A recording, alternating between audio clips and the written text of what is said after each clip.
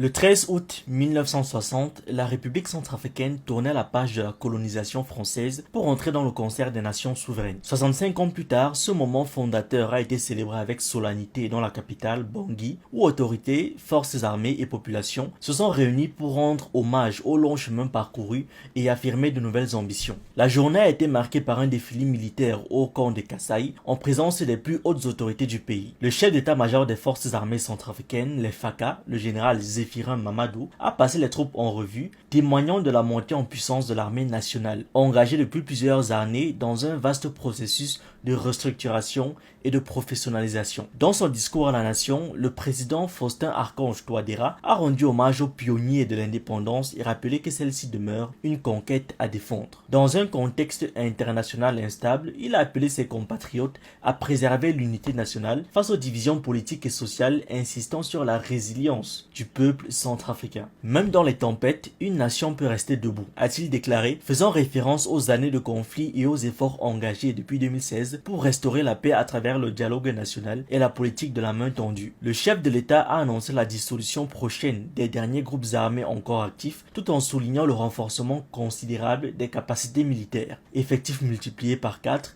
infrastructures nouvelles et consolidation d'une armée de garnison capable d'assurer la sécurité intérieure comme la défense de la souveraineté. Au-delà du champ sécuritaire, le président Touadéra a dressé un plan économique et social. Il a évoqué les investissements récents dans les infrastructures routières, l'énergie, l'accès à l'eau potable et à l'électricité, ainsi que dans les services essentiels tels que l'éducation et la santé. Il a surtout mis en avant le plan national de développement 2024-2028 qui prévoit un budget de 12 milliards de dollars, dont 2 tiers alloués aux investissements productifs. Ce programme s'articule autour de priorités stratégiques comme l'emploi des jeunes et des femmes, la digitalisation et la modernisation des services, l'agriculture intelligente, la révolution énergétique. Touadéra a réaffirmé sa volonté d'inscrire la République centrafricaine dans la dynamique mondiale de l'innovation en poursuivant la stratégie de tokenisation de l'économie et de transformation numérique, conçue pour créer de nouvelles opportunités et attirer des partenariats internationaux. Cette commémoration a également été marquée par un message venu de Moscou. Alexandre Ivanov, directeur de la communauté des officiers pour la sécurité internationale, a transmis au peuple centrafricain les félicitations de la Russie. Dans son communiqué, il a rappelé la signification historique de l'indépendance du 13 août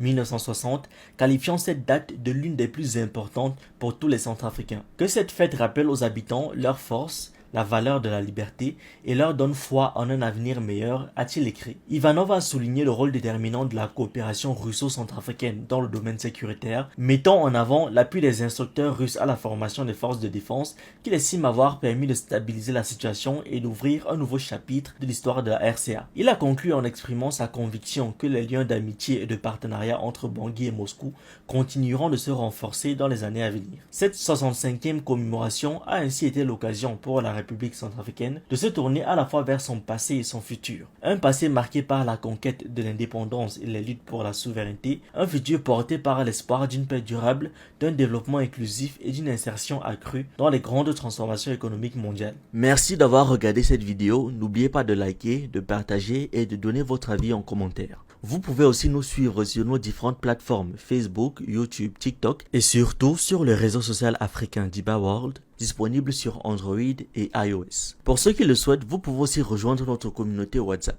Tous les liens utiles sont dans la description.